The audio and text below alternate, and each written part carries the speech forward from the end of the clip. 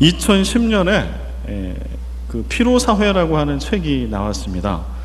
독일의 베를린 예술대학 철학 교수인데요, 한국분입니다. 한병철이라고 하는 교수님인데, 보통 철학책 하면은 이렇게 대중들의 관심과 인기를 얻기가 어렵습니다. 그런데 이 책은 나오자마자 한국에서도 인기를 많이 얻었고요, 독일에서는 한국보다 더 인기를 얻었다라고 합니다. 피로사회라고 하는 책인데, 그 내용은, 간략한 내용은 이것입니다. 그 저자가 얘기하는 것은 그 각 시대가 가지고 있는 그 현상에 따라서 고유한 질병을 갖고 있다라고 하는 거예요. 그러니까 어떤 동일한 질병에 많이 걸려 있다라고 하는 거죠, 사람들이. 우리 시대의 질병은 뭐냐라고 할 때 이 저자는 우울증, 경계성 성격 장애, 주의력 결핍 장애, ADHA라고 얘기하죠. 이거와 같은 신경성 정신 질환들이다. 신경성 정신 질환들이 이 시대를 특징 짓는 그러한 질병이라고 저자는 얘기합니다. 그리고 이어서 이 질병, 이 질환들의 원인을 그는 규명합니다. 우리 사회가 성공과 성취, 속도와 경쟁을 중시하는 성과 사회이기 때문에 그런 폐단으로 이 사회가 이런 질병들에 시달리고 있다라고 저자는 씁니다. 또 그가 이 책을 쓰기 이전에 썼던 전작이 있습니다. 그 책의 제목은 시간의 향기라고 하는 책입니다. 이 한병철 교수의 책을 저는 개인적으로 되게 좋아하는데요, 여러분, 저도 철학 별로 안 좋아하거든요. 그런데 이 책을 읽기가 뭐 아주 쉽진 않지만 재밌습니다. 깊이가 있습니다. 그리고 이 한병철 교수가 쓴 책은 어떤 책이든지 한번 사서 보시면 후회하지 않으실 겁니다. 한번 사서 보시기를 바랍니다. 시간의 향기라고 하는 책인데요, 이게 부제가 밑에 조그맣게 달려져 있어요. 머무름의 기술. 짧게 그 서문을 여러분들에게 읽어드리겠습니다. 오늘날의 피로사회는 시간 전체를 인질로 잡고 있다. 이 사회는 시간을 일로 묶어두고 시간을 곧 일의 시간으로 만들어 버린다. 일의 시간은 향기가 없다. 이 저자가 얘기하는 건 그건 거예요. 우리가 일도 있고 쉼도 있고 행복할 것도 있고 하나님이 주신 동일한 시간을 우리가 사용할 수 있는데, 지금 우리가 살고 있는 피로사회, 성과주의 사회의 폐해는 무엇인가 하니 시간이 온통 일로 다 차 있다라고 하는 거예요. 그래서 하나님은 본래 시간을 우리에게 창조해 주실 때 향기 나는 아름다운 선물로 주신 것인데, 우리가 누리고 있는 것, 우리가 살고 있는 것은 어떠한 향기도 없는 무늬만 꽃 같은 그러한 시간을 우리는 쓰고 있다라고 하는 얘기입니다. 그 책에 이렇게 얘기합니다. 그러면 시간의 향기를 어떻게 누리며 살 수 있을까라고 하며 저자는 그 대안을 얘기합니다. 쉼과 안식, 그리고 사색이 있는 시간. 이게 한 철학자의 이야기만일까요? 그렇지 않습니다. 사실은 이 철학자가 얘기한 쉼과 안식, 사색이 있는 시간, 우리에게도, 그리스도인에게도 꼭 필요한 시간입니다. 그리고 이것은 한 철학자의 얘기로 그치는 것이 아니라 하나님 말씀 속에 그것이 담겨져 있습니다.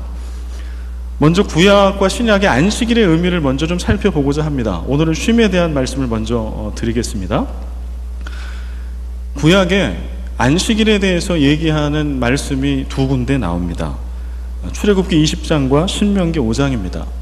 그래서 제가 지금 드리고 싶은 말씀은 안식일 내지는 우리가 지금 지키고 있는 주일을 지켜라 라는 것을 말씀드리려고 하는 게 아니라, 일과 쉼에 있어서 성경이 얘기하고 있는 쉼이라고 하는 것의 성경적인 의미는 무엇인가, 이거를 찾아보고자 함입니다.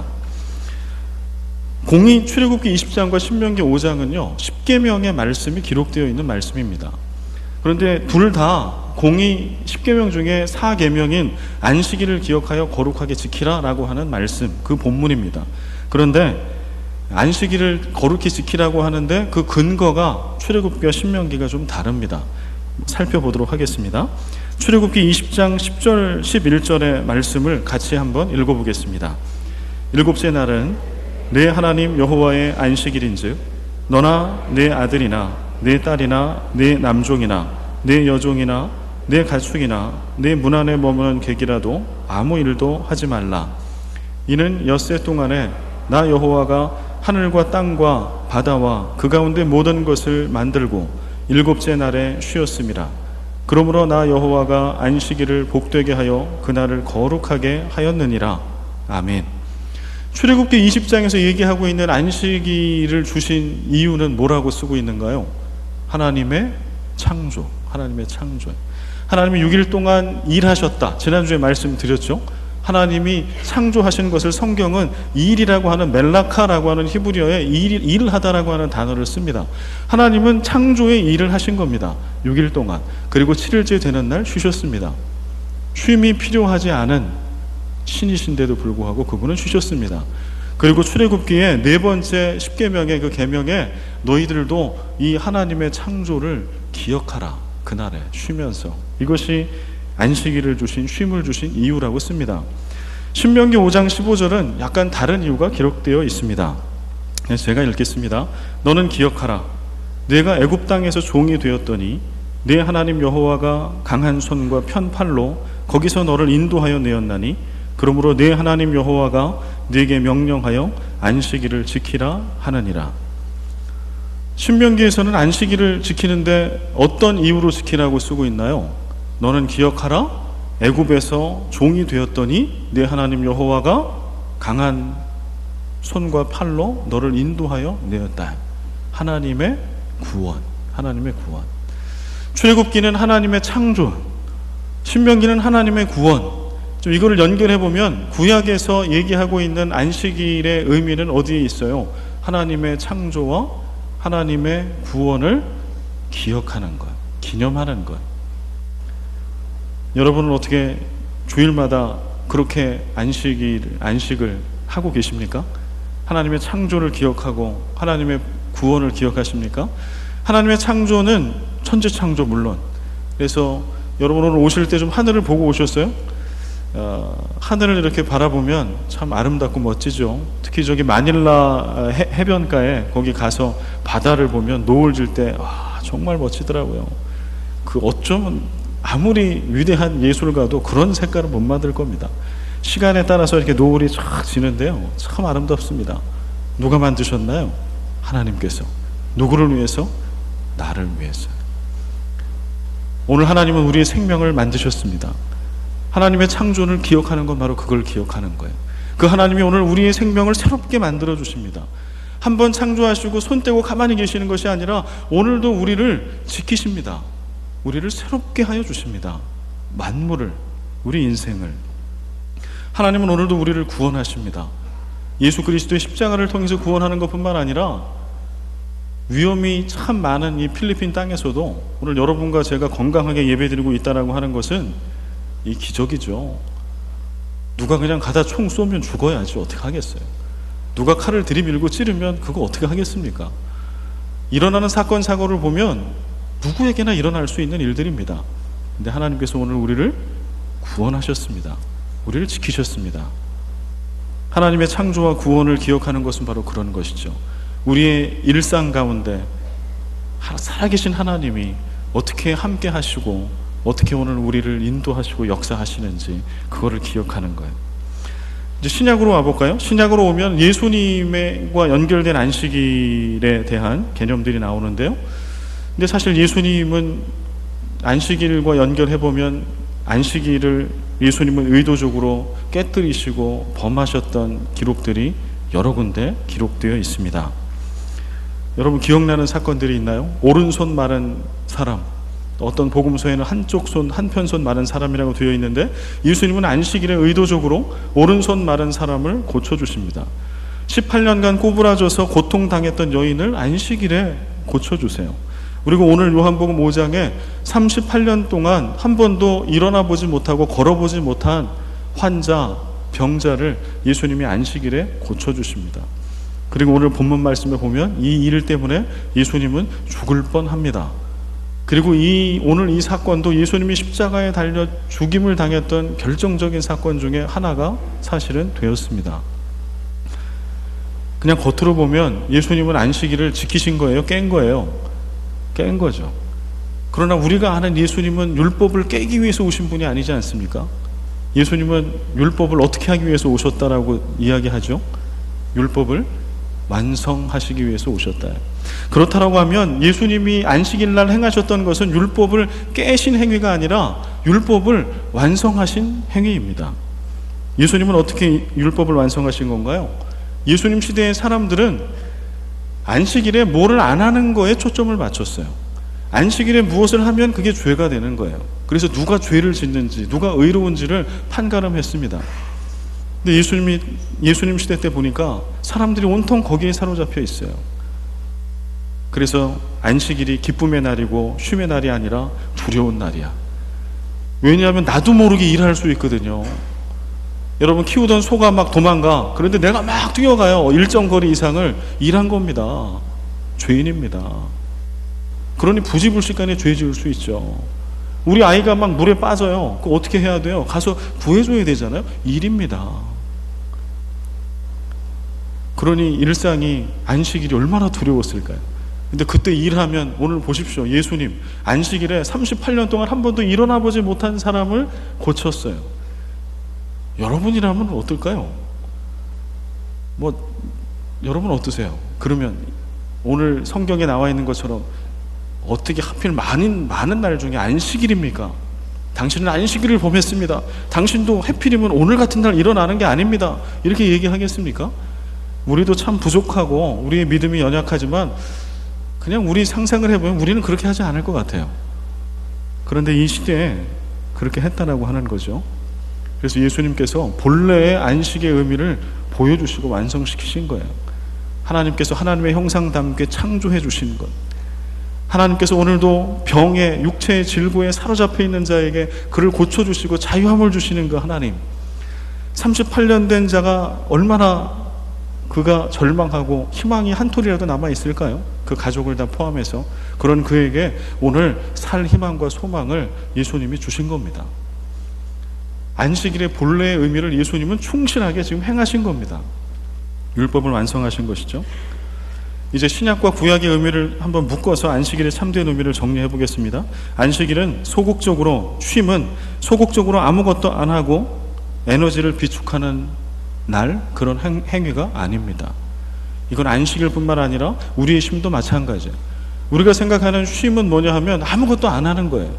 아무것도 안 하는 거에 초점이 맞춰 있다가 망해버린 사람은 예수님 시대의 바리새인들, 서기관들, 율법사들.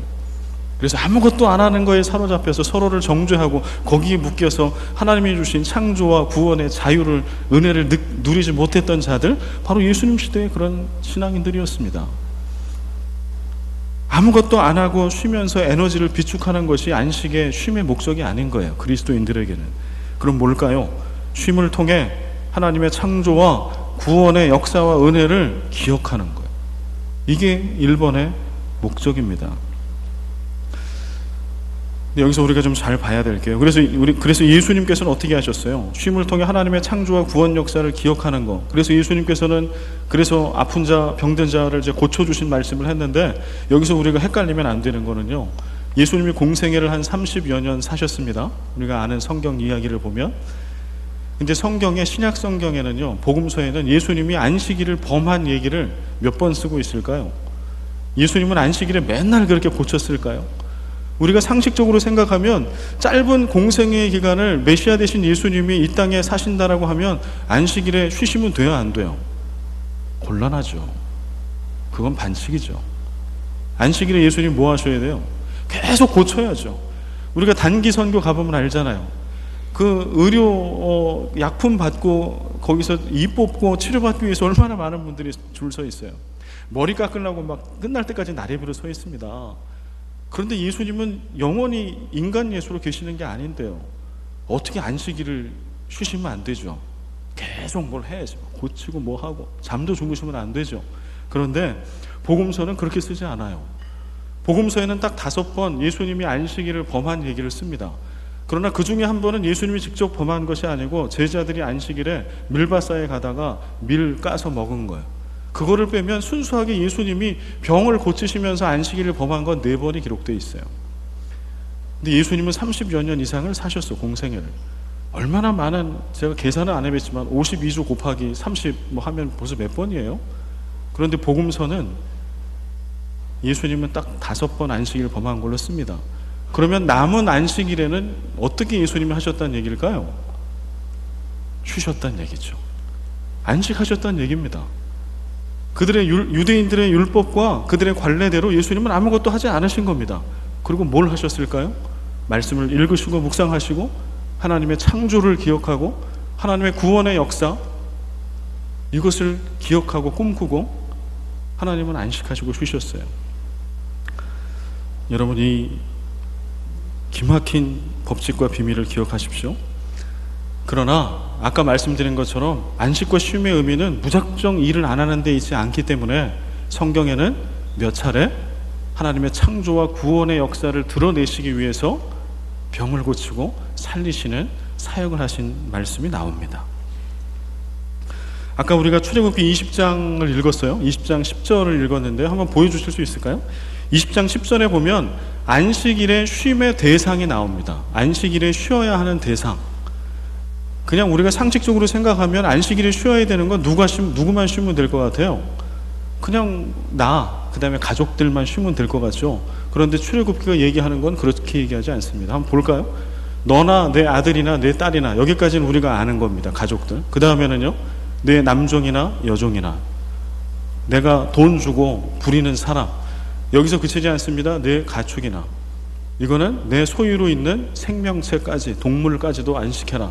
여기서 그치지 않습니다. 내 문 안에 머무는 객이라도, 나와 연결되어 있고 내가 아는 나그네 이웃이라 할지라도, 이방인이라 할지라도 그도 안식일에는 쉬어야 한다. 그도 쉬며 하나님의 창조와 하나님의 구원을 묵상하고 바라보아야 한다 라고 이야기합니다. 그런 면에서 좀 우리의 안식을 돌아봐야 하겠습니다. 첫 번째, 우리가 주일날 이렇게 안식하고 예배드리는 주일의 삶을 돌아보셨으면 좋겠습니다. 또 하나는 여러분의 일상 가운데 주일뿐만이 아니라 우리는 6일 동안 열심히 일하는데, 성경에서 하나님 일하시니 일하라고 했다고 24시간 일하라는 말씀인가요? 6일 동안은 24시간 일하다가 7일째만 딱 쉬는 건가요? 그거 아니죠. 사실 쉼이라고 하는 거는 안식일에만 해당되는 것이 아닙니다. 6일 동안도 해당이 됩니다. 일정 기간 일을 하면 쉬어줘야 합니다. 그럴 때에 우리는 창조와 하나님의 구원의 역사를 바라보며 그런 일들을 해내며 안식하고 쉬고 있는가요? 이제부터 좀 드릴 말씀은요, 여기까지 이제 지난주에는 일, 오늘은 안식의 의미를 좀 설명을 해드렸는데, 이제부터는 좀 실천적인 이야기를 여러분과 나누고자 합니다. 사실은 안 믿는 분들도 일을 합니다. 일에 미쳐 있습니다. 또 그들도 레저를 즐기고 여가를 즐기고 쉽니다. 그리스도인도 그렇게 합니다. 근데 그렇다라고 하면 그리스도인의 일과 쉼은 신앙이 없는 이들의 일과 쉼과 어떻게 달라야 할까요? 같으면 문제가 있는 것이겠죠. 달라야 합니다. 어떻게 달라야 할까요? 첫 번째는요, 좀 긴데요, 성과 사회의 최고가 되는 꿈이 아닌 은혜로 사는 하나님의 나라를 꿈꿔야 합니다. 경쟁을 위해서 일하지 말고 소명으로 일해야 합니다. 이게 그리스도인의 일, 이거 일에 대한 겁니다. 야, 이거 도대체 뭐 어떻게 하라는 거야? 왜 이렇게 어려워? 그래서 제가 고민해서 원고를 읽고 있다가 이거 너무 어렵다. 쉽게 썼습니다. 노란 것만 같이 읽겠습니다. 시작. 다르게 일하라. 다르게 일해야 한다는 얘기예요. 믿음이 없는 자와 예수 그리스도를 믿는 자는 일을 하는데 똑같이 일해서는 안 된다라고 하는 거예요. 여러분의 일은 얼마나 다르십니까? 안 믿는 분들과? 그렇다면 다르게 일하는 것은 어떻게 일하는 것일까요? 말씀을 통해서 보겠습니다. 요한계시록 21장 5절, 제가 참 좋아하는 말씀인데요, 요한계시록 21장 5절에 보면 내가 만물을 새롭게 하노라 라고 하는 말씀이 있습니다. 하나님께서, 보좌에 앉으신 왕 되신 하나님께서 이렇게 선포하는 거예요. 보좌에 앉으신 하나님께서 이르시되 보라 내가 만물을 새롭게 하노라. 이거 영어 성경으로요, I am making everything new입니다. 그러니까 하나님께서 지속적으로 계속해서 옛날에 한번 과거형으로 창조하고 끝난 게 아니라 오늘도 하나님께서는 새로운 창조, 만물을 새롭게 하시는 새 창조의 일을 하고 계신다. 예수 그리스도 재림하셔서 완전한 하나님의 나라가 임할 때까지 하나님은 계속해서 새 창조의 일을 하신다라고 하는 말씀입니다. 여기에 만들다라고 하는 단어가 한글에는 없어요. 그런데 본래 헬라어 성경을 보면 포이에오라고 하는 만들다라고 하는 단어를 씁니다. 새롭게 하다라고 할 때 새롭게 만들다라고 하는 단어를 쓰는데요. 포이에오가 만들다라는 뜻입니다. 근데 이건 동사형이고요. 헬라어 명사형이 있어요. 포이에마입니다. 포이에마. 여러분 포이에마 들어보셨죠? 포이에마. 출판사 이름도 있고요. 포이에마는 포이에오의 명사형인데 이것은 작품이라고 하는 뜻이에요. 이 단어가 어디 쓰이는고 하니 에베소서 2장 10절에 쓰입니다. 우리는 그의 만드신 바라. 우리는 그의 만드신 바 할 때 만드신 바가 포이에마라고 쓰여져 있어요. 그런데 이 포이에마는요, 그냥 만들어 놓은 어떤 것이 아니에요. 제품과 작품이 있다면 포이에마는 제품을 얘기하는 게 아닙니다. 포이에마는 작품을 얘기합니다. 하나님께서 우리를 제품이 아니라 공장에서 찍어내듯이 만들어내신 게 아니라 예술가가 예술 창조의 혼을 불어넣어서 예술가의 혼을 불어넣어서 예술 작품을 만드는 것처럼 그렇게 만들어 놓으신 작품이다라고 하는 뜻입니다. 포이에오, 포이에마에서 나온 영어 단어가 있습니다. 웬만하면 다 아는 단어입니다. 긴장하지 마셔도 됩니다. 포임이라고 하는 단어예요. 포임. 포임은 시라고 하는 뜻이죠. 기가 막힌 단어입니다. 결국은 하나님께서 만드시는 행위, 인간이 무엇을 하나님 따라 하나 만드는 것, 또 하나님이 만드신 결과로서의 작품, 이 어떤 의미가 담겨 있다는 거예요. 이게 그냥 무조건 공장에서 찍어내는 먹고 살기 위해서 하는 일이 아니라 예술가가 예술 작품을 만드는 것과 같은 그러한 일, 그러한 창조적인 일, 의미 있는 일, 그런 결과라고 하는 뜻입니다. 우리는 그렇게 일해야 합니다. 이게 세상에서 해야 하는 일과 그리스도인이 해야 하는, 다르게 일해야 하는 다른 점입니다. 제가 가끔씩 이렇게 보는 TV 프로그램 중에 생활의 달인이라고 하는 프로그램이 있어요. 재밌습니다. 생활의 달인에 보면은요, 특히 음식 뭐 이렇게 만드는데 맛있게 만드는 그런 장인이 나와요. 장인의 이야기가. 거기 이제 특징이 뭐냐면은 여기 빵을 만드는 장인들이 여러 명, 제 관심 분야가 그쪽이기 때문에 이렇게 보면은요, 여러분 바게트 만드는 거 뭐 별거 아닌 것 같죠? 그런데 그 바게트를 하나 만드는데도 거기 장인 정신이 필요합니다. 정말 맛있는 바게트는요, 겉은 딱 씹으면 바삭 이렇게 막 깨지는 소리가 나요. 바삭 이렇게. 근데 안에는 촉촉합니다. 계속 먹고 싶습니다. 계속 빵을 부릅니다. 저 이태원에 가면 아주 유명한 그 바게트 식빵 잘하는 집이 있는데, 그걸 먹고 있으면 이거는 프로덕트가 아니에요. 이건 작품이에요. 여러분 중에 혹시 요식업에 종사하시는 분들이 계십니까? 아마 여러분 계실 텐데요. 어느 집을 가보면 그냥 제품입니다. 조미료 반, 재료 반. 조미료라도 안 쓰면 재료 맛이라도 날 텐데 섞어놔서 참 아쉬운 음식점들이 있습니다. 물론 새생명교회 교우들이 하시는 데는 절대 그렇지 않습니다. 제가 먹어봤는데 다 작품들입니다. 우리는 요리를 하나 하고 음식을 하나 내더라도, 내지는 제품을 하나 만들더라도 제품으로 만들어낼 수 있어요. 그러나 하나님이 일하시는 대로 우리가 일한다면 그리스도인은 뭘 만들어야 돼요? 포이에오, 포이에마를 만들어내야 합니다. 여러분 그러한 마음으로 일하십시오. 그러한 마음으로 주님을 닮아가시기 바랍니다. 또 하나 우리가 일을 할 때 우리는 어떻게 다르게 일할 수 있을까요? 예수님처럼 일해야 하는데 두 가지, 예수님처럼 어떻게 다르게 일할 수 있는가? 소명으로 일해야 합니다. 예수님이 일하신 것을 보면 예수님은 부르심에 따라 일을 하십니다. 우리가 이것을 먹고 살기 위해서 일하면 절대 오늘 성경에서 나와 있는 일의 참다한 의미와 쉼의 은혜를 누릴 수가 없습니다. 예수님은 소명으로 일하십니다. 부르심으로 일하십니다. 그래서 예수님이 가셨던 곳은 꼭 회당이 아니라고 하더라도, 성전이 아니라고 하더라도 예수님이 가셨던 곳은 모두 다 성소였습니다. 예수님이 하시는 일은 모두 다 성직이었습니다. 오늘 이 자리에 계신 우리 일하시는 분들이요, 여러분의 일터가 성소가 되게 하십시오. 여러분의 일이 성직이 되게 하십시오. 그렇다면 내가 하고 싶어 하는 일을 내 마음대로 하는 것이 아니라 주님께서 우리에게 부르심으로 주신 일을 해야 할 겁니다. 지금 여러분에게 주신 직업은 바로 하나님의 부르심입니다. 하나님의 부르심. 주님이 하시는 것대로 그렇게 일하십시오. 부르심대로 일하십시오. 그 다음에 예수님처럼 일한다라고 하는 것은요, 다르게 일하는 것은 탁월함으로 일하는 겁니다. 탁월함으로. 여러분, 예수님께서 구원의 역사, 공생의 일들을 많이 하셨는데요, 예수님이 좀 부실하게 일을 하셨어요. 부실하게 십자가를 지시고, 부실하게 환자를 고치고, 부실하게 오병이어의 기적을 베풀었어. 완전히 개그 프로그램처럼. 어떻게 될까요? 음식 먹은 사람이 식중독 걸리고, 십자가를 대충 지니까 구원을 받다 말아서 은혜의 길로 가다가 다 자빠지고, 이런 일들이 벌어지면 어떻게 될까요? 예수님이 목수라고 성경에 쓰여져 있는데, 예수님은 또 석공이라는 이야기도 있고요, 여튼 돌을 깎아서 만들었든지 나무를 깎아 만들었든지 예수님께서 만드셨던 작품은 정말 완벽하고 완전하지 않았을까? 그런 상상을 해봅니다. 크리스찬들은 탁월함으로 일해야 합니다. 소명으로 일하고 탁월함으로 일하는 게 뭘까? 이게 좀 추상적이잖아요. 저 예화를 하나 여러분들에게 들려드리고자 합니다.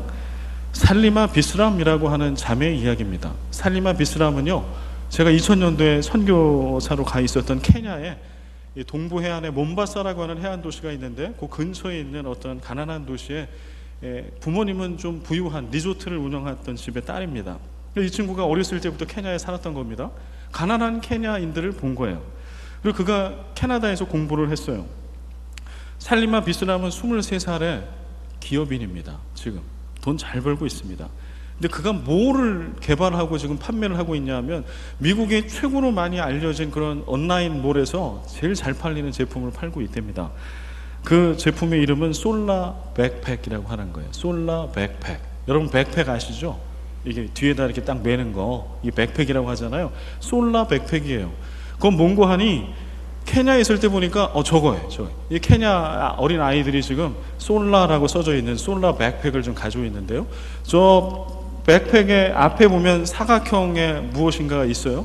그게 뭔고 하니 태양광을 이렇게 받아들여서 이렇게 전기로 만드는 그러한 판입니다. 그래서 이 가방을 메고 야외에서 3시간, 4시간을 그냥 이렇게 다니면 LED 전구를 8시간을 켤 수 있는 전기를 만들 수 있다는 거예요.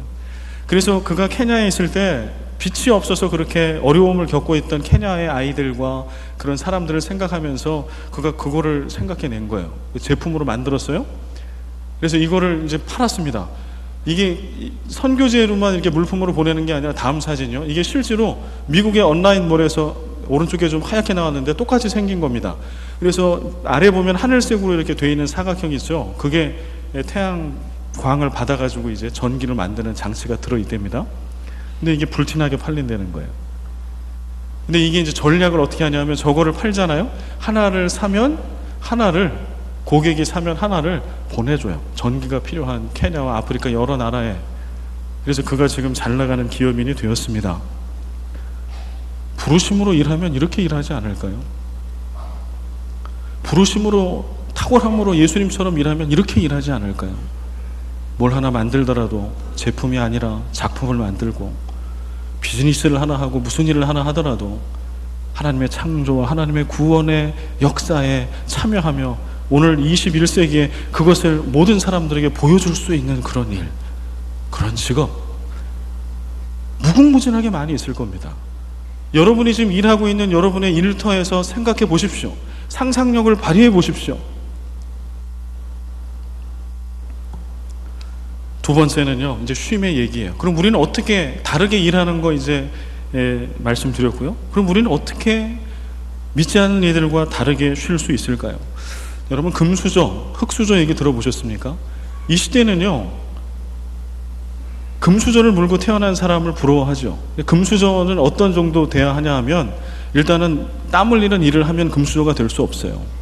물려받은 재산이 많이 있어야 하고요, 돈을 많이 벌어야 되겠죠. 땀 흘리는 일이 아니라 그는 돈을 쓰는 일을 해야 합니다. 여가를 아주 보내는 것이죠.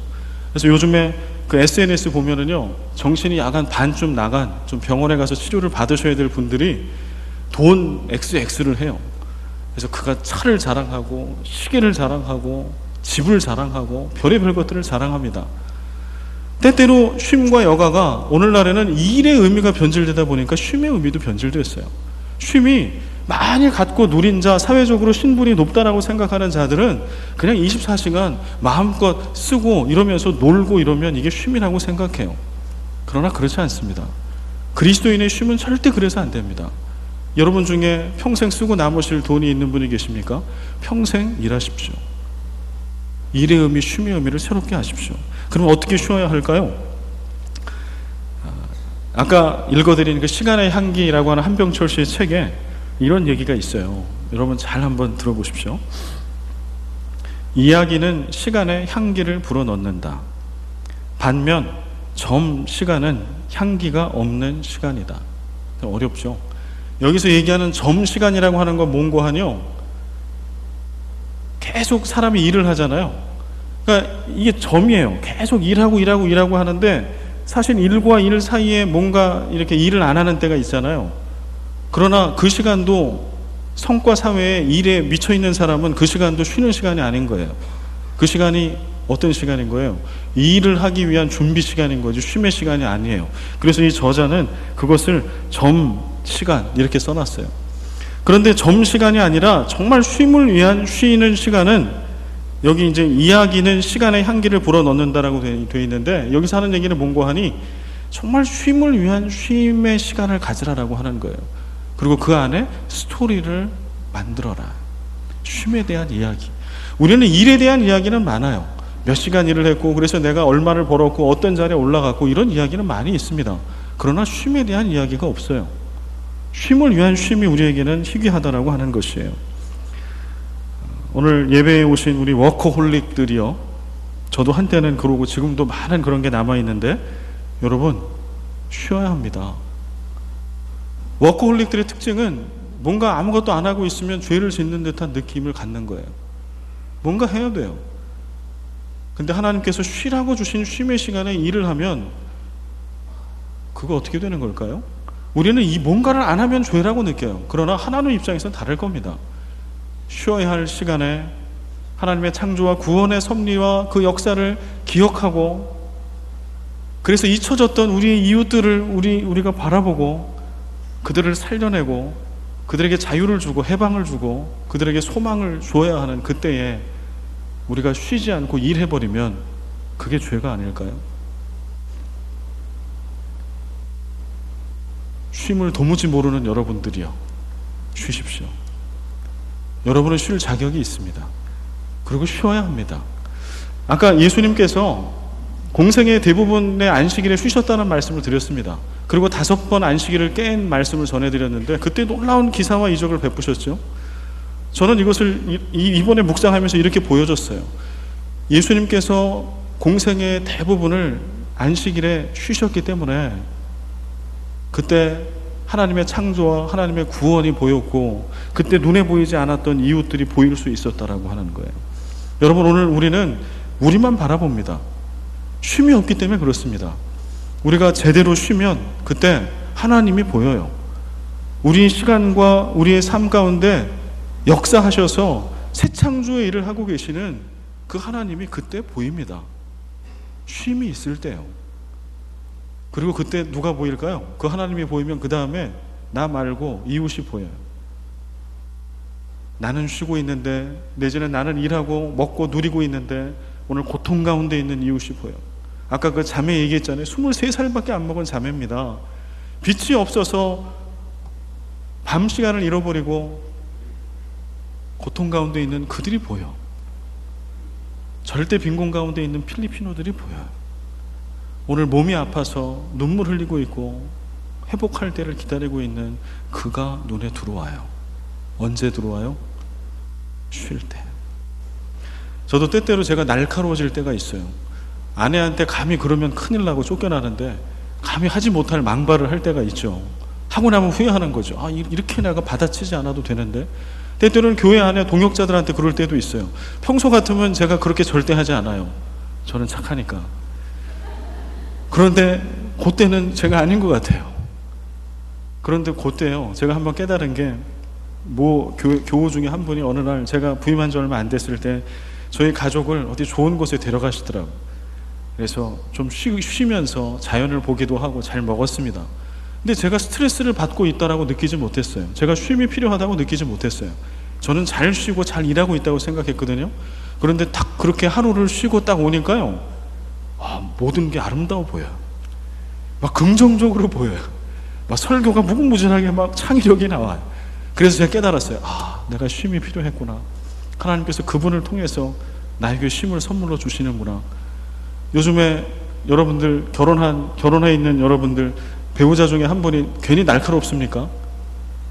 우리 남자 형제들은 한 달에 한 번 자매들이 하는 그것을 하지 않는데도 불구하고 마치 그런 것처럼 날카롭게 구는 남편이 있습니까?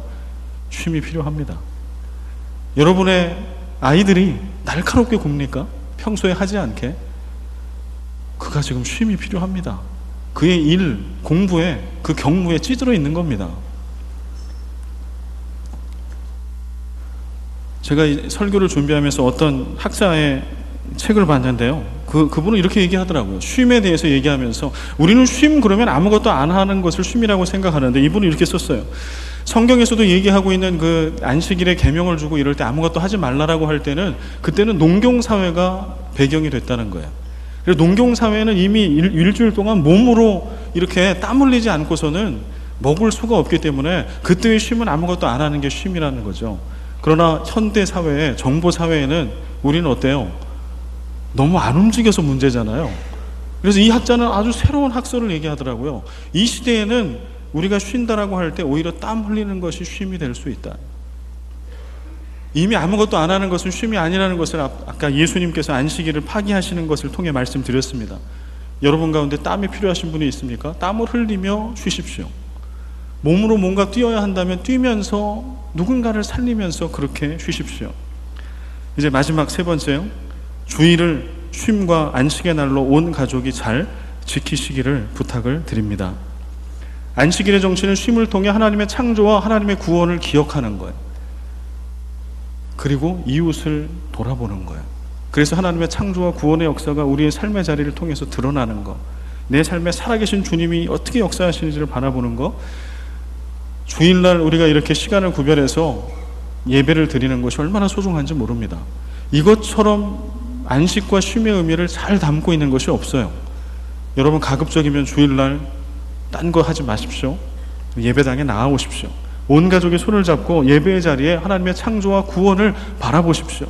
이웃들을 바라보시고 세상을 바라보십시오. 그리고 또 하나는요, 봉사의 소중함을 우리가 좀 깨달았으면 좋겠습니다. 우리 가운데 있는 혼선 가운데 하나는 뭐냐 하면 주일날 아무것도 안 해야 되는데 일이 너무 많습니다. 그러나 그렇지 않습니다. 오늘 교회 학교 교사로, 찬양대로, 또 식당 봉사로 우리 봉사자들이 얼마나 많이 있습니까? 예수님이 아마 이 시대에 오셔도 그 일은 하셨을 겁니다. 오늘 교회 학교 교사들을 통해서 우리 다음 세대 아이들이 하나님의 창조주 하나님 오늘 나와 함께 계시고 만물을 만드시고 그 하나님이 오늘 내 인생 가운데 나를 구원하시고 인도하신다라고 하는 것을 그들이 배워요. 이거 구원과 창조의 사역 아닙니까? 우리 찬양대가 일찍 오셔서 찬양으로 하나님께 사역을 하고 일을 하고 영광을 올려드립니다. 예배를 예배되게 합니다. 놀라운 일들입니다. 이런 일은 해야 합니다. 그러나 마지막 세 번째, 그러나 지나친 주일 사역은 안식의 의미를 깨뜨릴 수 있습니다. 그래서 우리 장로님들과 좀 이 부분을 돌아보려고 합니다. 우리가 하고 있는 것이 주일날 혹시 너무 뭐가 많아서 내지는 하지 말아야 될 것들 좀 하지 않아도 되는 것들로 인해서 우리가 안식의 의미를 잃어버리고 오히려 하나님을 바라보지 못하고 이웃을 바라보지 못하고 그렇게 바쁘고 분주하게 지나가고 있지는 않은지, 이제 여러분께서도 일과 안식의 균형 잡힌 주님이 하셨던 그 일과 그 쉼을 회복하셔서 여러분의 일상이, 일하는 일상이 기쁨의 시간들이 되시고 쉬는 때에 참 자유함을 누리는 그러한 주님 닮은 행복한 그리스도인들의 삶을 회복하시기를 주님의 이름으로 축원을 드립니다.